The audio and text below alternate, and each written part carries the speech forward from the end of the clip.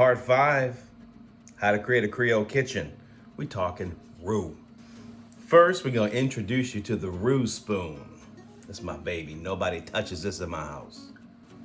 Two different types of roux.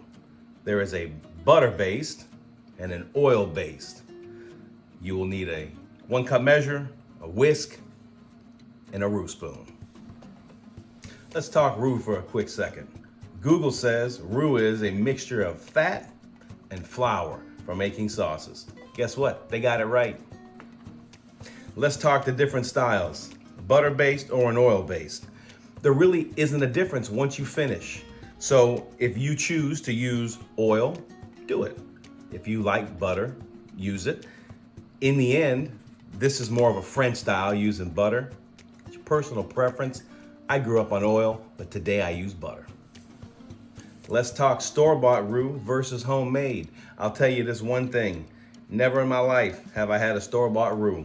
I'm not saying they're bad. We didn't grow up on it. We didn't use it. I don't use it today. Make every roux fresh. It's not hard.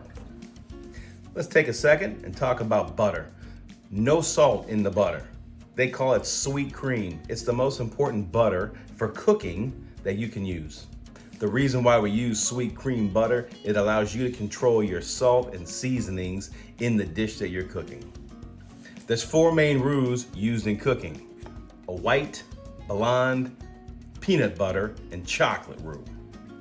The first 2 roux are mainly for thickening, the white and the blonde. The next roux, third one in, is a peanut butter colored roux. What that means to us, that's the roux that all Creoles use. And you might ask why. The reason is the peanut butter colored roux adds a thickening and it adds flavor. The last one is a chocolate roux. It's cooked longer, so it's gonna be a thinner roux. It will add more flavor, but it will not thicken like the other roux. Let's recap. The darker the roux, the thinner it is. Gives more flavor, but definitely a thinner roux to your sauce. The medium roux is what we call a peanut butter roux. It's what I grew up on, I still make today. That is gonna give flavor and thickening. The other 2 roux, they're gonna be a little bit milder in flavor, but they will thicken a little bit more. I'm making a clam chowder today, so the roux I'm gonna make and show you, I'm gonna put in my clam chowder. Come on, see how it's done. Starting at 1 cup roux, let's get our butter in. Roux is always a 1-to-1 ratio.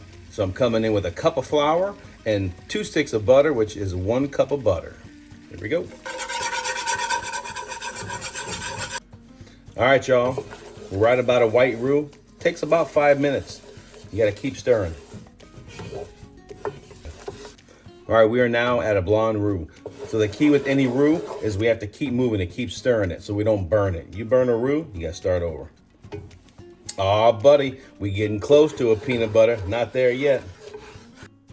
Here's the roux. Haha, joking. It's peanut butter. As you can see, the color matches up to what I have in this pot. So at this point, I'd like to thank my mama for teaching me how to make a peanut butter colored roux. And the way to cool off a roux, the correct way, is you add your trinity, which will be your onions, bell pepper, and celery, into the roux. It cools it down, and then it takes you to the next stage. Some may ask, have you burnt a roux? Yes, I have burnt a roux, and you probably will too. Keep stirring it, keep the fire low, and you now know the colors and the styles and how to get to them. I'm not gonna teach you how to cook, but I will show you how to season.